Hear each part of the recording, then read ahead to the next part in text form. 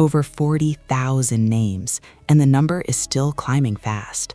Australian viewers of the Mark Dolan show don't want to see Harry and Meghan. The reason why it went down well in 2018, Paul, is because the Australian public didn't know Meghan Markle very well. Well, they know her now. And what do they know her to be? A gold-digging grifter. I love you. Why is this suddenly blowing up?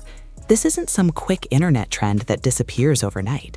It's turning into real pressure, right as Prince Harry and Meghan Markle are expected to visit Australia. I'll just tell you that Australia has tackled illegal immigration very successfully. And I think given the fact that Harry and Meghan are on their way, I think it's time to reactivate Operation Sovereign Borders, Paul. Airstrikes, get the boats out. So what changed and why now? The message behind it is sharp and loud. No taxpayer money, no official backing, no government involvement. Just rack off. That's what furious Australians are going to be saying to Prince Harry and Meghan Markle after this astonishing leak has just proved that the couple have been lying about the security costs on next week's fake royal tour. Simple, direct, no soft edges. And the growth? It's wild. Hundreds of new signatures pouring in daily. That kind of surge doesn't happen by accident. There's no royal visit. They don't even have a charity. This is all just a private money-making tour. It actually started small, almost ignored. Just 200 signatures sitting quietly for months. Then mid-March hit and everything exploded. What triggered this sudden wave? Now things take a sharper turn because this didn't stop at signatures. The group went straight to the top. Prime Minister Anthony Albanese, Premier Chris Minns, and Premier Jacinta Allen all hit with one loaded question. Will public money be used for this visit? And here's the twist. No clear answer. Promote it and see if I can get some publicity for it. I know. I'll ring up the grifters in chief. I'll pay them a couple of £100,000. They'll come to Australia and I'll get loads of publicity, and lots of idiots might go there because they might think it's the home of, celebrity wellness. Departments are quietly stepping back. Agencies that normally handle big visits suddenly vague or completely silent. And that silence, it's loud. Obviously what's going on here is some guy in Australia has gone, I'm starting up a wellness retreat. Who can I get to come and... Not one major politician has openly backed the visit. Why is everyone avoiding this? She's never sold, 100,000 quid's worth of jam, quite frankly. No way. It's embarrassing. It's really embarrassing. And I see that she's off to Australia. She's copyrighted the As Ever brand, and she's going to land in Australia. Let's be real, though. 40,000 signatures in a country of 26 million isn't a full uprising, but it's not small either. It's enough to make leaders pause, enough to shift decisions behind closed doors. Pressure is building, even on those trying to stay out of it. And she's going to get booed because people hate the woman. She's ghastly, she's toxic, she's horrible, she's ruined a young, once promising man who's now a husk of his former self, who cannot even stand up for him. And that's what makes this feel so different. Back in 2018, the welcome was huge. Crowds everywhere, energy high, people excited just to see Harry and Meghan. Remember Dubbo? Harry standing in the rain telling farmers, you must not silently suffer. That moment hit deep. It felt real. Hoping against hope that they get a free goodie bag at the end of it that might have a Rolex in it. I mean, it's that shallow. But now, the mood has changed. The support feels thinner. And past words, like when he admitted privilege does give you blinders, are being looked at in a whole new light. So what happens next when he steps onto that stage in Melbourne and faces this completely different atmosphere? Now, here's where things get uncomfortable, because no one is attacking the cause itself. The real concern, everything around it. So what's actually going on behind the scenes? I can't imagine why nobody's going. Can you? I mean, it sounds so interesting, doesn't it? Yeah, it sounds so interesting. From a man who can't keep an employee to save his life, talking about workplace mental health. Look at the ticket prices. At first, they were already steep. Platinum soaring past $2,300, gold nearing $2,000. That alone made it a high-end event, out of reach for most people. Morning yoga classes, sound healing, a manifestation session. What the hell is that? What's going on, Samara? Meghan is trading trash for cash at this point. I mean, seriously, she... But then, just 9 days before the summit, something changed. Out of nowhere, 2 new tiers quietly appeared. A delegate pass under $1,000 and a virtual option around $500. Sounds reasonable, until you notice this. The delegate pass was more than half the price of gold. That's not a small tweak. That's a massive shift. Why drop prices so late? Money-spinning tawdry event will be for 300 women, and we estimate that Meghan will probably make £100,000 from that weekend. Okay, that's good money for a couple of days. Even major outlets started asking questions, but answers? None. No explanation, no transparency, just silence. And at the same time, reports suggest Harry could be earning around $50,000 for speaking. Not confirmed, but the number keeps popping up. So what's really driving this?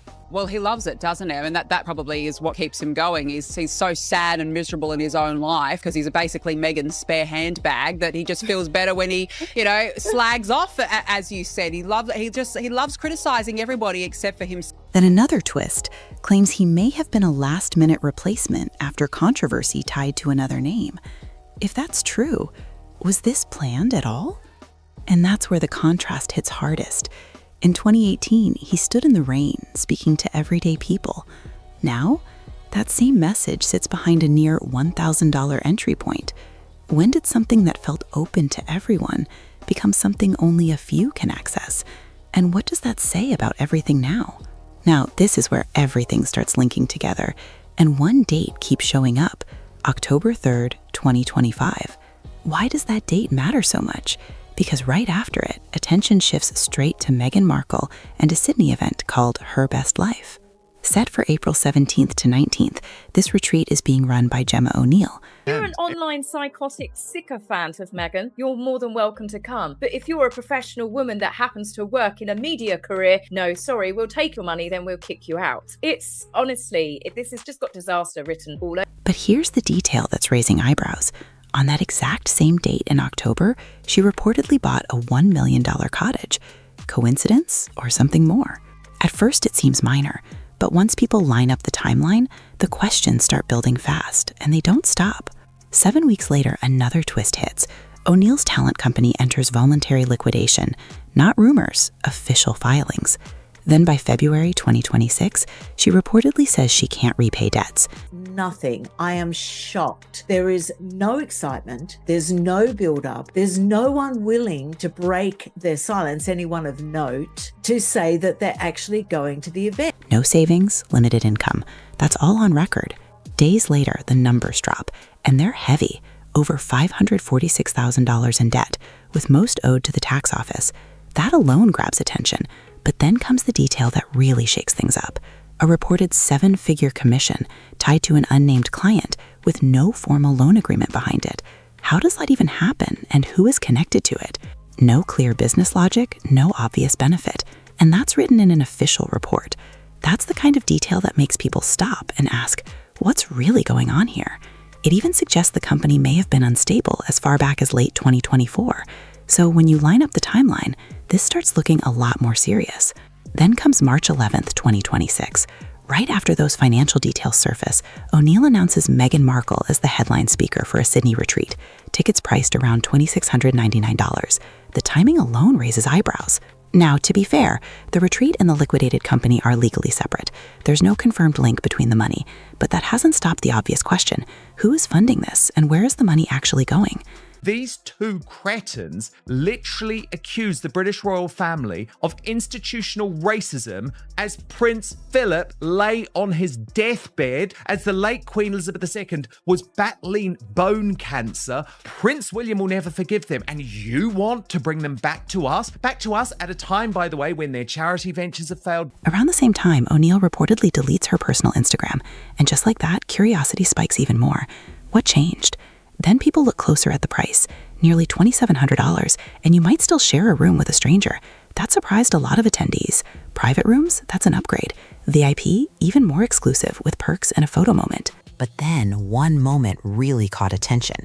A reporter buys a ticket, asks normal questions, and suddenly gets refunded once her identity is known. Why would that happen? And what didn't they want seen? The explanation given? Media attendees weren't allowed. But here's the problem. There was no clear rule saying that when tickets were sold. And that single detail, it set everything off. Why wasn't that made clear from the start? Then things escalated fast. Journalist Ariana Ply exposed the situation in a report, complete with email receipts. Suddenly, this wasn't just talk anymore. People could see the proof for themselves. And once that happened, the story took off. At the same time, quiet changes started popping up.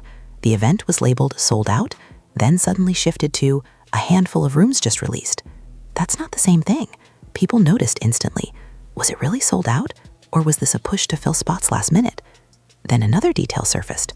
The hotel dates have reportedly been blocked off for weeks. So were the rooms ever fully booked to begin with? Now imagine this, paying nearly $2,700, traveling in, and ending up sharing a room with a stranger? For that price, it didn't sit right with a lot of people. And if you're in media, you might not even get in at all. All of this starts to feel less like an open event and more controlled. And just as pressure peaks, a response finally drops, calling the petition a moot point and saying the trip is privately funded. This trip is not going to be used using any Australian taxpayers' money. End. He didn't have to say anything else. Oh, there's only 35,000, but there's 27 million people. He didn't have to say that, and that's a bit churlish. But then comes the line that really got attention. If most people didn't sign it, does that mean it doesn't matter? Then came the line that really shifted the tone. It dismissed the argument as another equally foolish assertion. That didn't sound like calm clarification. It sounded like a jab. And people noticed. Was this really the right way to respond to tens of thousands of voices? I think somehow that Australians are a little naive, a little easy to skin as far as flogging her as ever merchandise. I think she thinks we're, hicks down under that won't see through it all and be just so honoured that she's graced us with her spread. Instead of cooling things down, it did the opposite. The group behind the petition fired back with one sharp line. Silence does not equal consent. Short, controlled, but powerful. And just like that, the tension stayed alive.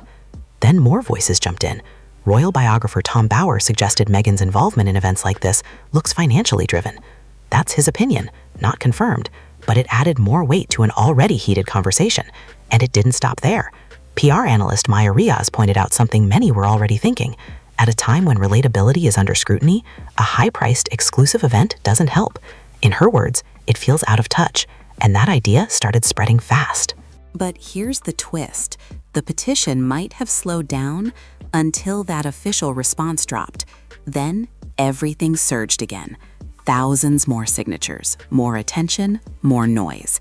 Instead of ending the conversation, it amplified it. And just when it seemed like it couldn't get bigger, another detail surfaced. No public walkabouts planned at all. Why avoid the public this time? And what changed so drastically? Back in 2018, everything felt wide open. They've hit back furiously, saying, no. OK, 32,000 people have signed this petition, but 25 million Australians haven't. So therefore, they're very popular. When they get to Australia, those two, they are going to get booed. Massive crowds, public walkabouts, real moments. Sydney Opera House, Bondi Beach, Dubbo. People didn't just watch, they connected. Who could forget that moment when a young boy, Luke Vincent, ran up and hugged Harry? It felt raw, unscripted, genuine. Now, jump to 2026, and the vibe is completely different. The schedule looks controlled. Hospital visits, Invictus appearances, a shelter stop, a sports club, a quick Canberra visit. But here's the strange part. The high-priced retreat isn't even listed. Why keep it separate? That alone makes it feel like two different worlds running side by side. Step back and look at everything. The petition, the pricing, the financial questions, the restricted access, the scaled down public contact. It all points to one question people keep asking. Who is paying for what? Even with claims that everything is privately funded, for many, that answer doesn't fully land. Not when so many pieces feel unclear. Because in 2018, the connection felt natural. Money being spent on these two. So they were very, very rude with the reaction. Any other normal person would have been like, oh, look, okay, look, I do understand there are concerns, but we will be paying our own way. No, they came out with quite a combative statement that was very, very rude towards the Australians. Patronising, I would say. Now, in 2026, it feels complicated, louder, more divided, and filled with questions. So here's the real one. Has the relationship with the public changed for good? Or is this just the beginning of something bigger? Now stack everything together. A high-priced retreat tied to an organizer linked to major financial issues, a summit where ticket prices suddenly shifted days before launch, and a visit with no public walkabouts at all. Doesn't that paint a completely different picture than what people remember? Because this time, there are no open crowds, no spontaneous moments, no real public access. Everything feels tighter, more controlled. And for many, that changes everything. To be fair, all of this comes from public reports, official filings, and media coverage. No one outside those inner circles knows every detail. But when you line up what is known, the petition, the pricing, the timelines, the responses, it keeps leading back to the same question. Who is really paying for what? And then there's that one detail that still stands out.